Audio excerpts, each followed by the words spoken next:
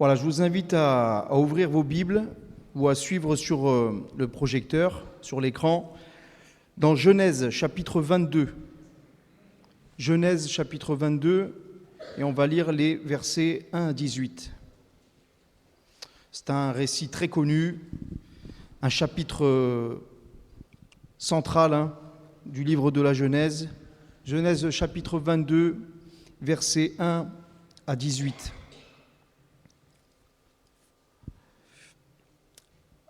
Après ces choses, Dieu mit Abraham à l'épreuve et lui dit « Abraham !» Et il répondit « Me voici ». Dieu dit « Prends ton fils, ton unique, celui que tu aimes, Isaac, va-t'en au pays de Morija, et là offre-le en holocauste sur l'une des montagnes que je te dirai. » Abraham se leva de bon matin, sella son âne et prit avec lui 2 serviteurs et son fils Isaac. Il fendit du bois pour l'holocauste et partit pour aller au lieu que Dieu lui avait dit. Le 3e jour, Abraham, levant les yeux, vit le lieu de loin. Et Abraham dit à ses serviteurs, « Restez ici avec l'âne. Moi et le jeune homme, nous irons jusqu'à là pour adorer et nous reviendrons auprès de vous. » Abraham prit le bois pour l'holocauste, le chargea sur son fils Isaac et porta dans sa main le feu et le couteau. Et ils marchèrent tous deux ensemble. Alors Isaac, parlant à Abraham son père, dit, « Mon père !» Et il répondit, « Me voici mon fils. » Isaac reprit, « Voici le feu et le bois, mais où est l'agneau pour l'holocauste ?» Abraham répondit, « Mon fils, Dieu se pourvoira lui-même de l'agneau pour l'holocauste. » Et ils marchèrent tous deux ensemble. Lorsqu'ils furent arrivés au lieu que Dieu lui avait dit, Abraham y éleva un autel et rangea le bois. Il lia son fils Isaac et le mit sur l'autel par-dessus le bois. Puis Abraham étendit la main et prit le couteau pour égorger son fils. Alors l'ange de l'Éternel l'appela des cieux et dit, « Abraham, Abraham !» Et il répondit, « Me voici. » L'ange dit, « N'avance pas ta main sur l'enfant et ne lui fais rien, car je sais maintenant que tu crains Dieu et que tu ne m'as pas refusé ton fils, ton unique. » Abraham leva les yeux et vit derrière lui un bélier retenu dans un buisson par les cornes. Et Abraham alla prendre le bélier et l'offrit en holocauste à la place de son fils. Abraham donna à ce lieu le nom de Jéhovah-Jireh. C'est pourquoi l'on dit aujourd'hui à la montagne de l'Éternel, il sera pourvu. L'ange de l'Éternel appela une seconde fois Abraham des cieux et dit, « Je le jure par moi-même, parole de l'Éternel, parce que tu as fait cela et que tu ne m'as pas refusé ton fils, ton unique, je te bénirai et je multiplierai ta postérité comme les étoiles du ciel et comme le sable qui est sur le bord de la mer. Et ta postérité possédera la porte de ses ennemis. Toutes les nations de la terre seront bénies en ta postérité, parce que tu as obéi à ma voix. Amen. » Donc ce récit que nous venons de lire ensemble, un récit qui parfois dans vos Bibles est intitulé « Le sacrifice d'Abraham » ou « L'épreuve d'Abraham » ou « La ligature » ou « Le sacrifice d'Isaac », ça nous parle de la grande épreuve, très certainement de la plus grande épreuve que Abraham a subie. Vous savez que Dieu lui a demandé beaucoup de choses à Abraham. Dieu a demandé à Abraham de quitter sa maison, de quitter sa patrie, de quitter sa terre pour aller dans un endroit qu'il ne connaissait pas. Et là, à ce moment-là, Dieu va demander à Abraham de sacrifier son fils, l'enfant de la promesse. C'est vraiment même contradictoire, puisque dans la loi, il n'y avait pas de sacrifice d'homme, on le sait. Et pourtant là, Dieu va demander cela à Abraham, qui plus est, ce n'est pas n'importe quel homme, puisque c'est son fils, celui qu'il aime, son unique, dans le sens qu'il avait un autre fils avant Abraham, il avait Ismaël. Mais quand il est dit que c'est son unique, celui qu'il aime, c'est parce que c'est l'enfant de la promesse. C'est par lui que devaient s'accomplir les promesses de Dieu. Vous savez, Abraham, Dieu appelle Abraham, il appelle un homme, au travers d'Isaac, il appelle une famille, et puis ensuite à Jacob, il appelle un peuple qui deviendra Israël, et de ce peuple viendront les rois, et bien sûr le roi David, et ensuite le Messie. Donc Abraham ne comprend pas pourquoi il doit faire cela, ça paraît contradictoire avec qui Dieu est, ce que Dieu demande, mais il va y aller. Il va y aller. Malgré que c'est l'enfant de la promesse, une promesse qu'il a attendue 25 ans, Abraham obéira à Dieu. Et c'est ce qui marque vraiment la vie de cet homme. C'est la crainte de Dieu, la foi et la confiance qu'il a dans la parole de Dieu et dans les promesses de Dieu. Quand on va à peu près au début de la vie d'Abraham, dans Genèse chapitre 15, versets 5 à 6, déjà Dieu lui fait cette promesse, il va lui dire « Regarde vers le ciel et compte les étoiles si tu peux les compter. » Et il lui dit « Telle sera ta postérité. » Et il nous est dit qu'Abraham à cette époque-là il s'appelait Abraham, eut confiance en l'Éternel qui le lui imputa à justice. Et l'apôtre Paul reprendra ce verset dans les Romains, l'apôtre Jacques reprendra ceci aussi dans l'épître de Jacques. Et donc tout cela nous montre que les promesses pour Abraham se sont accomplies et il a été justifié parce qu'il a cru en Dieu. Et c'est après cette épreuve que Dieu va sceller son alliance pour l'éternité. C'est pour cela qu'il y a vraiment une élection parmi le peuple d'Israël. Il y a toujours un reste qui sera fidèle à Dieu, par lequel Dieu tiendra son peuple pour amener les prophéties, les promesses jusqu'au bout. Amen. Bon, ce récit est merveilleux, il y aurait tellement de choses à dire là-dedans qu'on pourrait y passer des heures et des heures, mais il préfigure aussi une autre œuvre, une œuvre bien plus grande. Ce n'est pas Abraham qui sacrifie Isaac, mais c'est le Père qui sacrifie son fils. Et ce récit aussi nous montre quelle foi, quelle crainte, quelle obéissance Dieu aussi attend de nous. Et c'est ce que nous allons voir ce soir avec la grâce de Dieu. Vous avez vu qu'il y a deux personnages principaux dans ce récit, Abraham et Isaac. Abraham préfigure le Père, Isaac préfigure le Fils. Nous voyons par exemple que Dieu va demander à Abraham de sacrifier son fils, son unique, celui qu'il aimait, celui de la promesse.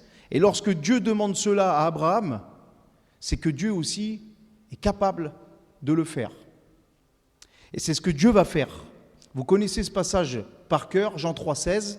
« Car Dieu a tant aimé le monde qu'il a donné son Fils unique, celui par lequel non seulement le Fils de Dieu est unique, il n'y en a qu'un, mais c'est celui par lequel toutes les promesses de Dieu s'accomplissent. C'est que toutes les promesses de Dieu s'accomplissent en Christ, en lui, et le oui et l'amen. Tout vient par le Christ. Dieu a tant aimé le monde qu'il a donné son Fils unique afin que quiconque croit en lui ne périsse point, mais qu'il ait la vie éternelle. Si Dieu a demandé à Abraham de donner son fils, lui, il l'a donné jusqu'au bout. On va le voir ensemble. Dieu va demander à Abraham d'aller sacrifier Isaac sur le mont Morija. Le mont Morija, c'est pas n'importe quel mont.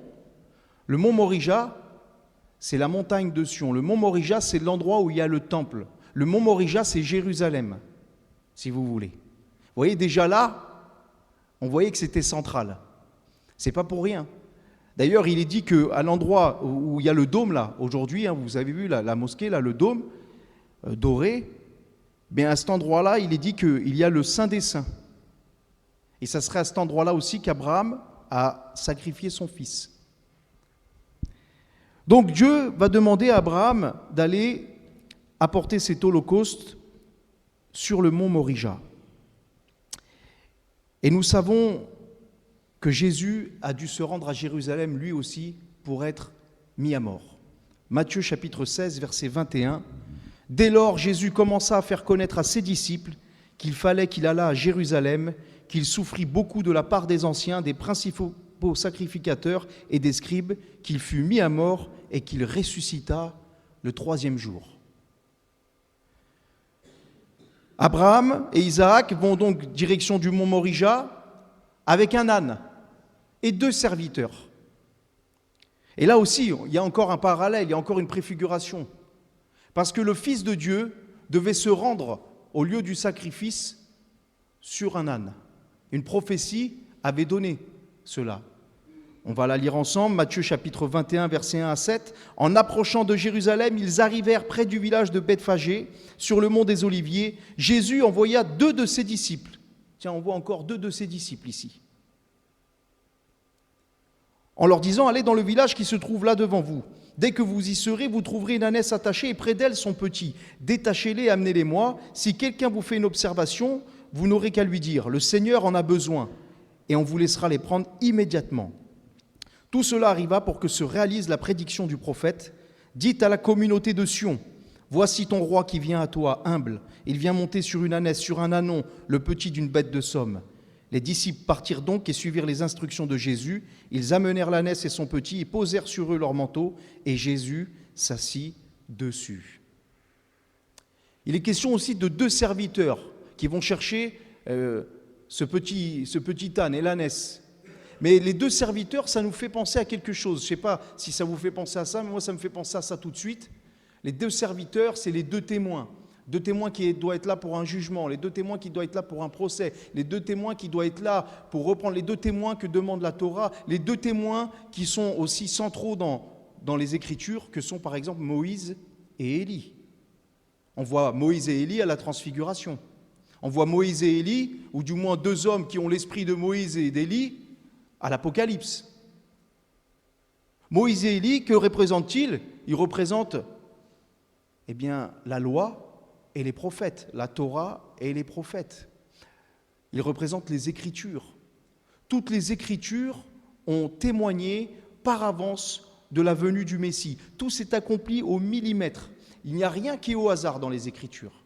Tout est parfaitement millimétré. Et on l'a vu à chaque fois qu'on prend la parole, qu'on voit comment Dieu a donné son Fils, qu'on voit la venue du Messie, à quelle époque il est arrivé, comment cela s'est fait, comment il a accompli les prophéties, on est émerveillé. Et même là, quand on lit ce récit d'Abraham et Isaac, on dit « mais c'est incroyable comment Dieu savait et comment Dieu connaît toutes choses ». Jésus dira dans Luc chapitre 24, versets 26 à 27, « Le Christ ne devait-il pas souffrir toutes ces choses avant d'entrer dans sa gloire ? Alors, commençant par les livres de Moïse et parcourant tous ceux des prophètes, Jésus leur expliqua ce qui se rapportait à lui dans toutes les Écritures. Toutes les Écritures parlent du Messie, il est central aux Écritures. On va voir Abraham aussi qui va prendre le bois pour l'Holocauste et qui va charger son fils. Je ne sais pas si vous avez fait attention, vous relirez le texte chez vous si vous voulez, mais vous allez voir que donc ils prennent le bois et après c'est Isaac qui va porter le bois sur son dos pour monter sur la montagne. Et là encore, le parallèle est frappant. Le père qui charge le fils du bois de la croix. Le Fils de Dieu qui porte le bois de la croix sur ses épaules. Le Fils de Dieu qui porte le fardeau des hommes. On l'a chanté. Le Fils de Dieu qui se charge de ce bois sur le chemin de Golgotha. Jean 19, versets 16 à 17, « Il leur livra pour être crucifié. Ils prirent donc Jésus et l'emmenèrent. Jésus, portant sa croix, arriva au lieu du crâne qui se nomme en hébreu Golgotha. » Nous avons lu ensemble aussi dans Genèse 22 que Abraham et Isaac marchent tous 2 ensemble. Ça revient plusieurs fois. Et tout ça, ça a des significations. Quand il est dit « ils marchèrent tous 2 ensemble », ça revient 2 fois. Ça veut dire que Abraham et Isaac étaient dans un accord parfait. Ils étaient dans la même vision des choses. Ils avaient le même objectif, la même direction, la même volonté. Ils étaient en adéquation, ils étaient unis. Un même objectif. Parce que, laissez-moi vous dire que Isaac, à ce moment-là de l'histoire, ce n'est pas un enfant. Et on va le voir. Il se laissera lui-même lier. Mais ce n'est pas un enfant, Isaac, c'est un homme. D'ailleurs, il est capable de porter tout ce bois pour l'Holocauste. Donc il le fait aussi, il suit son père, et il est dans la même optique que son père Abraham, parce qu'il peut choisir, ils ont la même volonté. Et Jésus dira de son père, Jean chapitre 10, verset 30, « Moi et le Père, nous sommes un ». C'est-à-dire que la volonté du Père, celle du Fils et du Saint-Esprit est toujours en adéquation, toujours en harmonie.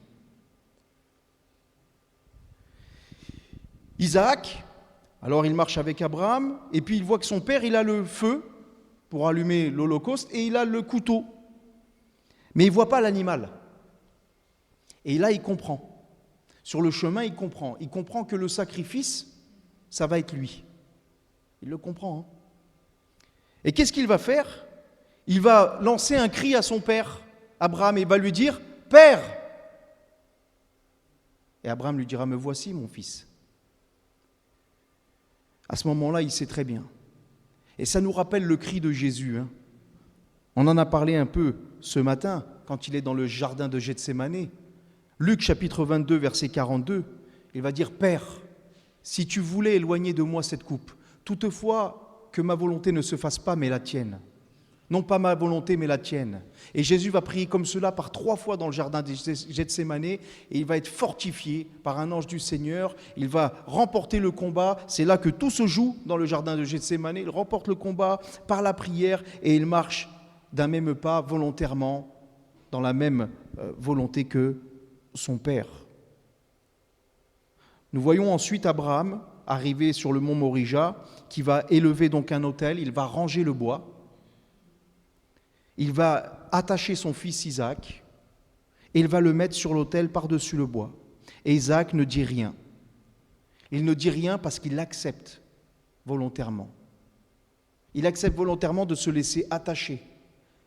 Certains commentateurs disent que Isaac aurait entre 25 et 37 ans. Flavius Joseph dit qu'il aurait 25 ans, le Talmud dit 37 ans. Quoi qu'il en soit, on ne peut pas le dire, on ne peut pas affirmer quoi que ce soit, mais nous savons que Isaac, à ce moment-là du récit, a entre 25 et 37 ans. Donc, il se soumet parfaitement à la volonté de son père sans dire un mot. C'est le silence. Il accepte de donner sa vie pour obéir à la parole de Dieu. Et ça nous fait tout de suite penser à Jésus, qui est mort sur la croix à 33 ans. 33 ans. Un homme accompli déjà. Il dira dans Jean chapitre 10, versets 17 à 18, « Le Père m'aime, parce que je donne ma vie, afin de la reprendre. Personne ne me l'ôte, mais je la donne de moi-même. J'ai le pouvoir de la donner et j'ai le pouvoir de la reprendre. Tel est l'ordre que j'ai reçu de mon Père. » Vous voyez, comme c'est merveilleux. Dieu a tant aimé le monde qu'il a envoyé son Fils, mais c'est le Fils qui donne sa vie de lui-même. La volonté du Père et du Fils en parfaite adéquation. Jésus, à tout moment, Jésus aurait pu garder sa vie et ne pas se sacrifier pour nous. Et qui lui aurait dit quoi que ce soit? Il la donne de lui-même. Et il a le pouvoir de la donner et de la reprendre. C'est merveilleux. Ça nous fait vraiment penser, Isaac nous fait vraiment penser, préfigure réellement Jésus, qui se soumet, qui accepte de plein gré la volonté de son Père, qui se laisse attacher pour être sacrifié. Ésaïe 53, versets 6 à 8. Il y a beaucoup de passages ce soir, mais c'est important. C'est important de vérifier dans les Écritures ce que nous prêchons, enseignons. Ésaïe va prophétiser en ces termes. « Nous étions tous errants comme des brebis. » Ça, c'est nous, les pécheurs, perdus. Chacun suivait sa propre voie. Et l'Éternel a fait retomber sur lui, sur le Messie, sur Jésus, l'iniquité de nous tous. Il a été maltraité, opprimé, il n'a point ouvert la bouche, semblable à un agneau qu'on mène à la boucherie, à une brebis muette devant ceux qui l'attendent. Il n'a point ouvert la bouche. Il a été enlevé par l'angoisse et le châtiment. Et ce matin, on parlait de cela, la prière. Jésus était rempli de tristesse et d'angoisse dans le jardin de Gethsémanée. L'angoisse de subir le coup de la colère de Dieu, le jugement de Dieu, de prendre nos péchés sur lui, de prendre la malédiction du péché sur lui, la souillure du péché sur lui, lui qui est saint, qui est le saint d'Israël. Et parmi ceux de sa génération, qui a cru qu'il était retranché de la terre des vivants et frappé pour les péchés de mon peuple? Qui croit que Jésus est mort pour ses péchés ce soir? Amen. Puis Abraham, donc, au moment où son fils Isaac est sur l'autel, ligoté, il étend sa main, il prend le couteau, il va aller égorger son fils. Le couteau, le feu et le couteau représentent le jugement de Dieu. Le jugement de Dieu qui s'abat, la colère de Dieu qui s'abat sur la victime expiatrice. Alors nous savons que Dieu, et nous y venons tout de suite, va retenir la main d'Abraham, mais concernant son fils, il a permis que son fils aille jusqu'au bout et qu'il meure. Jésus est réellement mort. Et pendant 3 jours, il était dans le tombeau. Mais le 3e, il ressuscita. Pourquoi est-ce qu'Abraham il a offert son fils Isaac à Dieu? Dites-moi. Pourtant, Isaac, c'était son fils qu'il aimait, son unique. Pourquoi est-ce qu'il l'a offert? Par crainte de Dieu? Oui. Par obéissance, parfois. Mais il y a un ingrédient principal là-dedans. C'est l'amour. Par amour. Parce que Abraham aime Dieu. Et la vraie crainte de Dieu, elle est dans l'amour aussi. Pas dans la peur. Elle est dans l'amour, le respect, la révérence, la foi, l'obéissance.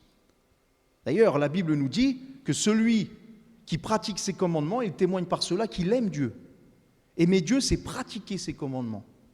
C'est pas seulement venir le dimanche matin ou le mardi soir ou le vendredi soir et dire « Oh Dieu, je t'aime, je t'adore ». Ça peut être vrai quand ça vient d'un cœur vrai. Mais les paroles, c'est une chose. Les actes, c'en est une autre. Vous vous souvenez d'une émission politique avant? Les paroles et des actes. Les hommes politiques, ils ont beaucoup de paroles et des fois, ils ont des actes. Pas toujours.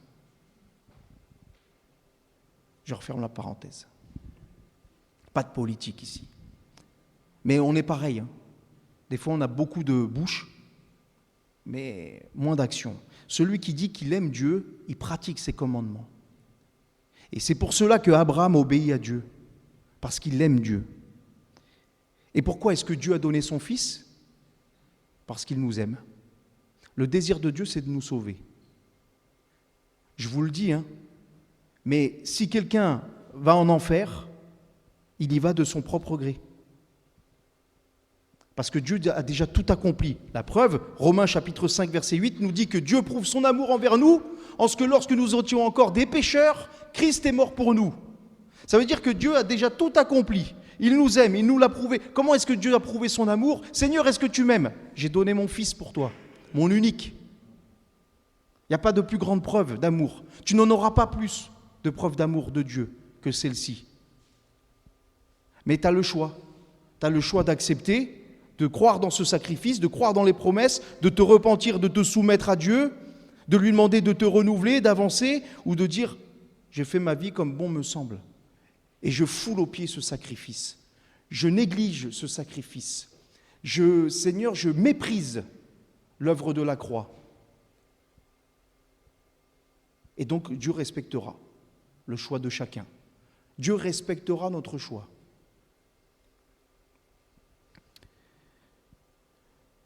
Dieu est bon, hein. Dieu est bon. Ça peut paraître fou de prêcher l'enfer comme ça, parce qu'on le prêche de moins en moins, et pourtant Jésus l'a prêché. Hein. Jésus en a parlé dans les Écritures.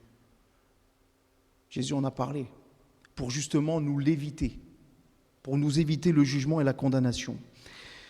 Donc Abraham est là, il a étendu son fils, et au moment où il va le tuer, il va le faire. Dieu connaît les motivations du cœur d'Abraham, il le sait. Au moment où Abraham étend la main, prend le couteau pour égorger son fils, il y a l'ange de l'Éternel qui l'appelle des cieux et qui dit « Abraham, Abraham !»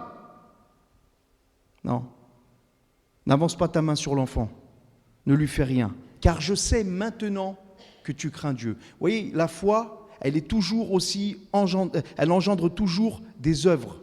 Nous ne sommes pas sauvés par les œuvres, nous sommes sauvés par la foi. Mais la vraie foi engendre des œuvres. À quel moment Dieu, bien que Dieu connaisse, sonde les cœurs et les reins, à quel moment Dieu a dit « Je sais maintenant que tu crains Dieu », c'est au moment où il allait le faire. Parce qu'il allait le faire. Et Dieu, il va voir aussi ton pas de foi. Hein. On a tous notre pas de foi à faire. Dieu, il veut que tu ailles jusqu'au bout pour voir quelles sont les dispositions et les motivations de ton cœur. Mais ici, Abraham, il dit, n'avance pas ta main, parce que tu ne m'as pas refusé ton unique. Abraham, tu ne m'as pas refusé ce que tu as de plus cher, ce que tu as de plus précieux. Je sais réellement que tu m'adores, que tu me crains, que tu me révères, que tu m'honores, que tu m'aimes, Abraham. Et à ce moment-là, Dieu va faire que Abraham lève les yeux et va voir. Et lever les yeux dans la Bible, c'est aussi un synonyme d'espérance. Vous voyez, je lève les yeux, se tourner vers Dieu, et il va voir ce bélier qui est dans le buisson. Il va reconnaître que Dieu va pourvoir au sacrifice à la place de son fils Isaac. Et c'est pour cela que Abraham va appeler ce lieu Jéhovah Jiré, dans d'autres traductions Yahvé Jiré. En fait, ici, il est question du tétragramme YHWH, Yud-Ke Vav-Ke. Les Hébreux, les Juifs le traduisent par Hachem, qui signifie le nom, parce que c'est le nom qui ne se prononce pas, nous ne connaissons pas. Ce n'est pas Jéhovah, ce n'est pas Yahvé, on a mis ça dans les traductions, mais nous ne savons pas ce nom. C'est le nom qui ne se prononce pas. Mais il va dire ici, le nom de Dieu, c'est le nom qui pourvoit. C'est Dieu qui pourvoit. C'est le Seigneur qui a vu, c'est le Seigneur qui pourvoit. C'est là la grande différence dans ce récit. Parce qu'on peut faire un autre parallèle ici. C'est que non seulement Isaac préfigure Jésus, mais à ce moment-là de l'histoire, Isaac peut préfigurer chacun de nous. Parce que nous méritions le jugement et la colère de Dieu. nous le méritions. À cause de nos péchés, à cause de notre infidélité, à cause de nos pensées, à cause de tellement de choses. Nous méritions le jugement de Dieu, mais Dieu a pourvu. Comme il a pourvu pour Abraham, il lui a donné un sacrifice, il lui a donné un bélier. Comme Dieu a pourvu, il a envoyé son Fils pour chacun de nous, pour que sur l'autel du jugement où nous devions être, c'est Jésus qui a pris notre place. L'autel, c'est la croix. C'est nous qui devions être cloués à cause de nos péchés et jetés dans le jugement éternel. Mais Jésus a pris cette place. Il y a été à notre place. Dieu a pourvu. Et tout à l'heure, je le disais dans l'introduction des chants, quand Jean le Baptiste va voir Jésus arriver, il va dire « Voici l'agneau de Dieu, le sacrifice qui ôte les péchés du monde. » Le sacrifice de Jésus, il est valable pour expier, pour purifier le péché du monde entier. Et il sera efficace que pour ceux qui placent leur foi dans la croix.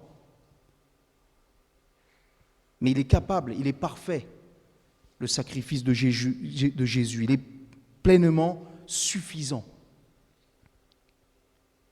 Il a été la victime expiatoire, c'est-à-dire qu'il a souffert pour réparer nos fautes. Jésus, c'est le Messie attendu, c'est-à-dire que c'est celui qui vient réparer ce monde brisé. Et déjà, il vient réparer nos vies, il vient réparer nos cœurs, il vient réparer toutes les fautes commises, il vient mettre l'ardoise à zéro. De la même manière que ce bélier, a été sacrifié à la place d'Isaac. 1 Jean chapitre 4, versets 9 à 10. L'amour de Dieu a été manifesté envers nous en ce que Dieu a envoyé son Fils unique dans le monde, afin que nous vivions par lui. Comment Isaac est resté vivant ? Parce qu'il y a eu un bélier qui a été sacrifié à sa place. Pourquoi est-ce que tu ressusciteras au dernier jour ? Pourquoi est-ce que tu as l'espérance de la vie éternelle si tu places ta foi dans le Christ ? Parce que Jésus a pris ta place. Et cet amour consiste non point en ce que nous avons aimé Dieu, mais en ce qu'il nous a aimés et envoyé son Fils comme victime expiatoire pour nos péchés. C'est Dieu lui-même qui s'est chargé d'apporter ce sacrifice. Dernier point. Vous avez vu que Dieu va faire une promesse après cela, une promesse éternelle. Tout d'abord, il faut se souvenir de ce que Abraham va dire aux deux serviteurs. Vous avez vu, avant de monter au mont Morija, il va dire à ses deux serviteurs, restez ici, avec l'âne, et moi et le jeune homme, nous irons jusqu'à là où pourra adorer, et nous reviendrons auprès de vous. C'est étonnant de dire que Abraham savait qu'il devait aller sacrifier Isaac, et pourtant il monte, mais il dit quand même aux serviteurs, on va revenir, nous, Isaac et moi. Pourquoi est-ce qu'Abraham il dit ça ? Tu es fou, Abraham, ou quoi ? Pourquoi il dit ça, Abraham ? C'est l'épître aux Hébreux qui nous éclaire là-dessus. Quant à la nature de la foi d'Abraham. Vous voyez, ça c'était un homme de foi. C'est le père de la foi. Et c'est pour cela qu'il a été appelé aussi ami de Dieu, nous dit la Bible. Hébreux chapitre 11, versets 17 à 19. C'est par la foi qu'Abraham offrit Isaac lorsqu'il fut mis à l'épreuve et qu'il offrit son fils unique, lui qui avait reçu les promesses d'une postérité. Et à qui il avait été dit, en Isaac sera nommé pour toi une postérité. Dieu lui avait dit, c'est en Isaac, c'est le fils de la promesse par lequel va être nommé une postérité. Et qu'est-ce qu'il a pensé, Abraham ? Verset 19, il pensait que Dieu est puissant, même pour ressusciter les morts. Aussi le recouvra-t-il par une sorte de résurrection. Certes, Isaac n'est pas mort et il est ressuscité, mais Abraham, il est parti tellement confiant, il a dit, Dieu il m'a promis cela, même s'il me demande de le mettre en sacrifice, il le ressuscitera et il accomplira sa promesse. Et il l'a retrouvé par une sorte de résurrection, puisque Isaac n'est pas mort, et il est redescendu avec le jeune homme. Amen.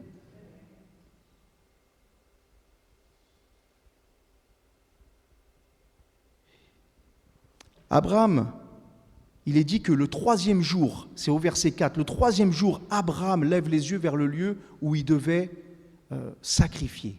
Le troisième jour, dans la pensée juive, mes frères et sœurs, mes amis, ça a une signification. Le troisième jour,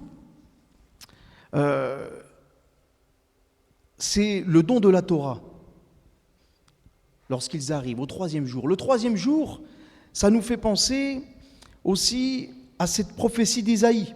2 jours et le troisième, il nous relèvera et nous vivrons en sa présence. Le troisième jour, ça nous fait penser à Jonas, qui est resté 3 jours et 3 nuits dans le ventre du poisson, du grand poisson, pour ceux qui connaissent l'histoire.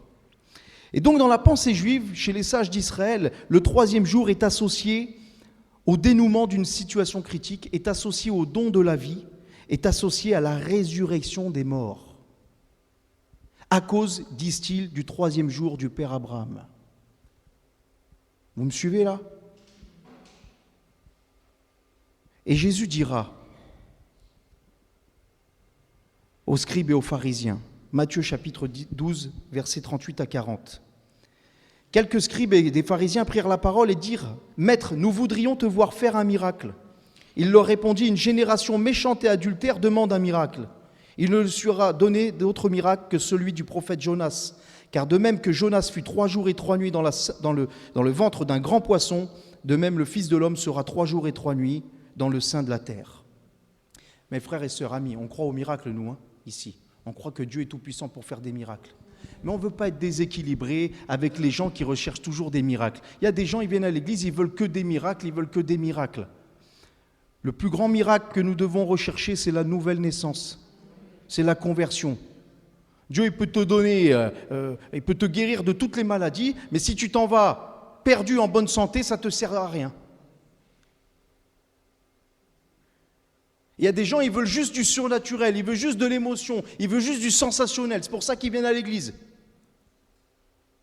Et Jésus, il dit, vous voyez ça, la motivation de cœur comme ça, parfois, pas toujours, parce qu'on peut demander à Dieu d'accomplir des miracles. D'autres versets nous enseignent d'aspirer aux dons spirituels aussi. Et nous voyons les apôtres faire des miracles. Mais Jésus va dire, la motivation du cœur, l'incrédulité, ça vient d'une génération méchante et adultère. Et le seul signe qui sera donné pour ce genre d'homme-là, c'était que Jésus allait ressusciter d'entre les morts. Et qu'à travers ce signe, il devrait croire vraiment qu'il est le Messie. Mais beaucoup n'ont pas cru. Et ce soir, le Seigneur nous invite à croire non seulement qu'il est mort pour nos péchés, mais qu'il est ressuscité, qu'il est vivant. Ça aussi, beaucoup croient que c'est un mythe. Mais Jésus est vivant. Jésus est au milieu de nous, par son esprit. Jésus est sorti du tombeau. La mort n'a pas pu remporter la victoire sur lui. La mort n'a pas pu le retenir. Alors peut-être que ces paroles-là, ça a plus d'écho dans ton cœur. Ça ne résonne plus. Parce que c'est une vieille rengaine que tu as déjà entendue et réentendue et réentendue. Demande à Jésus qui renouvelle ta foi dans ces choses.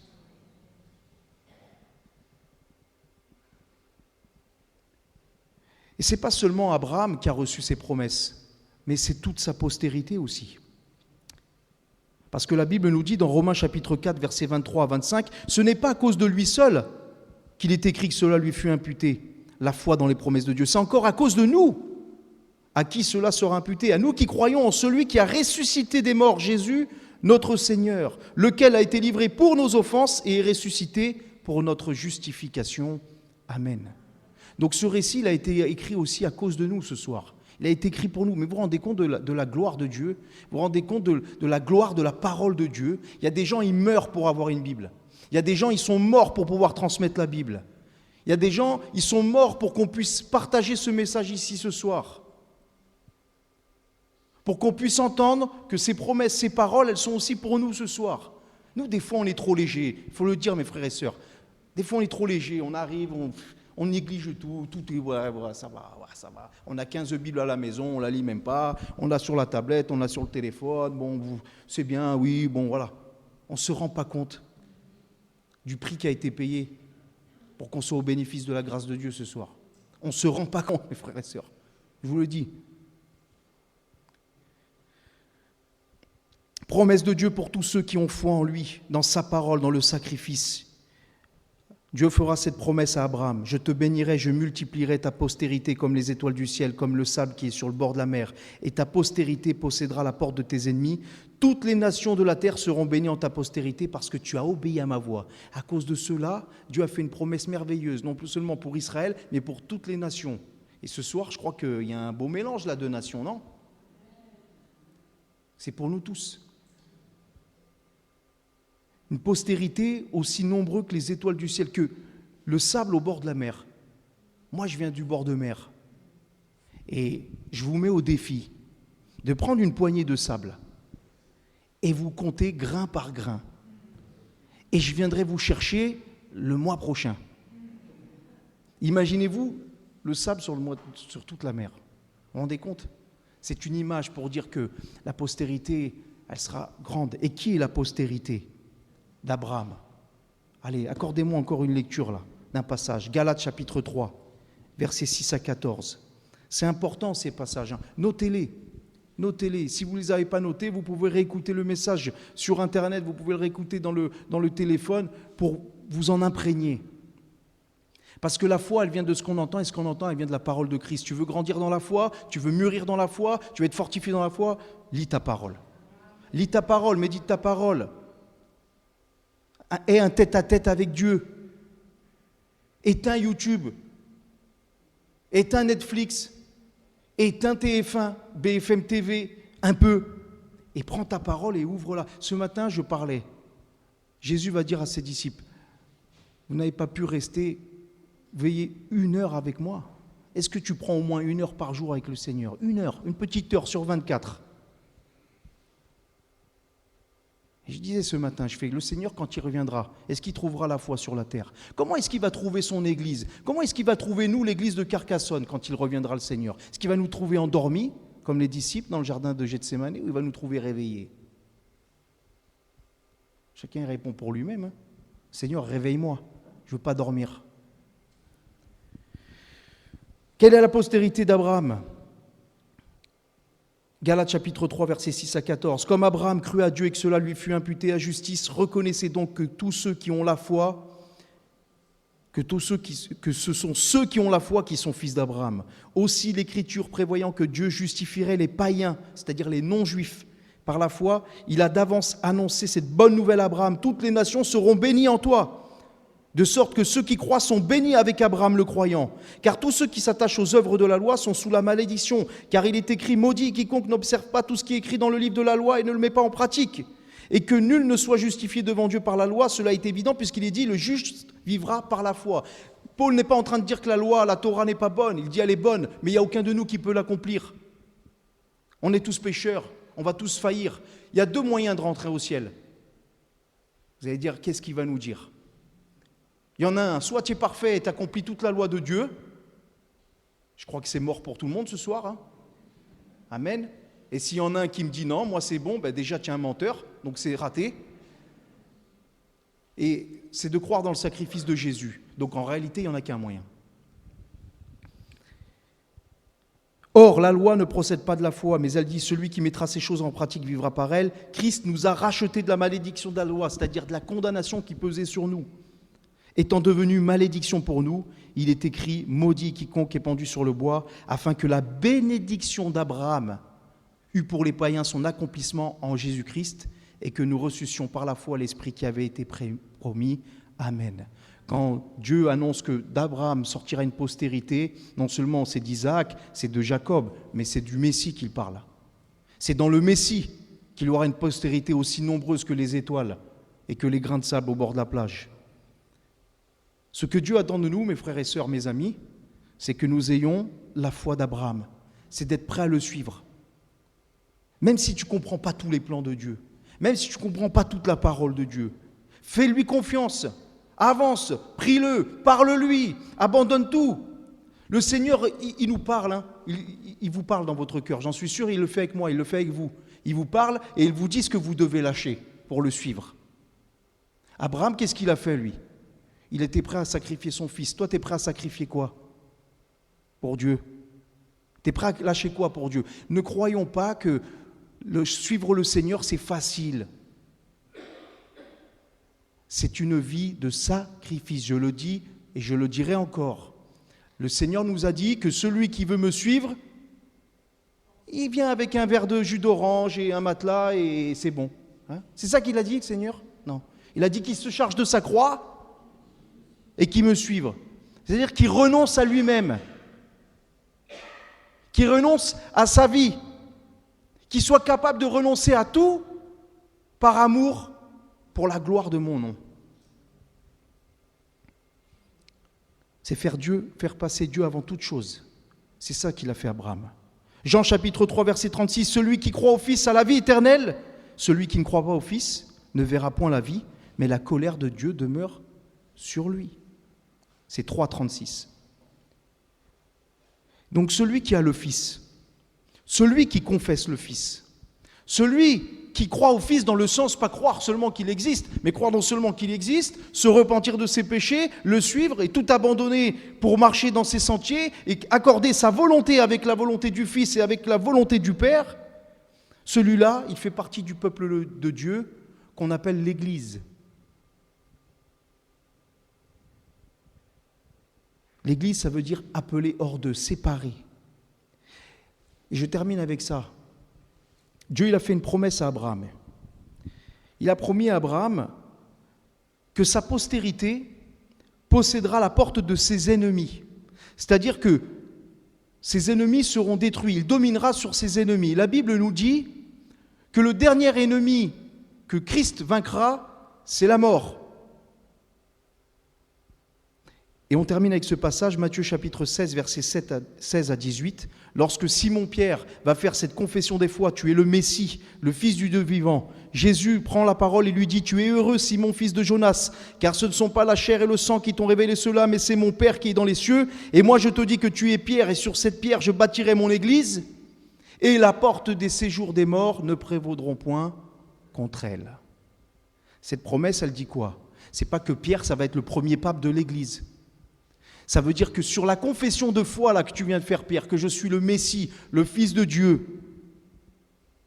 eh bien sur cette confession de foi, c'est sur ça que va être bâtie mon Église. Et tous ceux qui ont la foi dans ces choses-là, les portes du séjour des morts ne prévaudront point contre elles. Ça veut dire que quand tu fais partie de l'Église, du peuple de Dieu, même si tu fermes les yeux ici, tu les ouvriras devant le Seigneur. Même si tu meurs et que tu retournes à la poussière, le Seigneur te ressuscitera et te donnera un corps de gloire. Ça, c'est la promesse pour la postérité de Dieu. Amen. On va prier. Seigneur, à toi toute gloire. Merci pour ta parole, Seigneur. Et encore ce soir, nous te demandons de nous renouveler dans toutes ces choses. Nous avons besoin de comprendre, Seigneur. Nous avons besoin d'aller plus loin avec toi. Que tu ranimes notre foi, notre zèle, notre amour.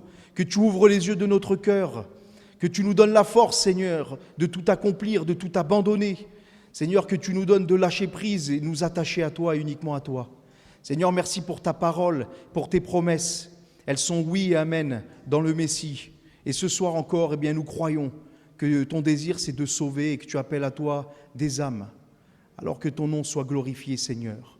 Révèle-toi au cœur et glorifie ton nom. Amen.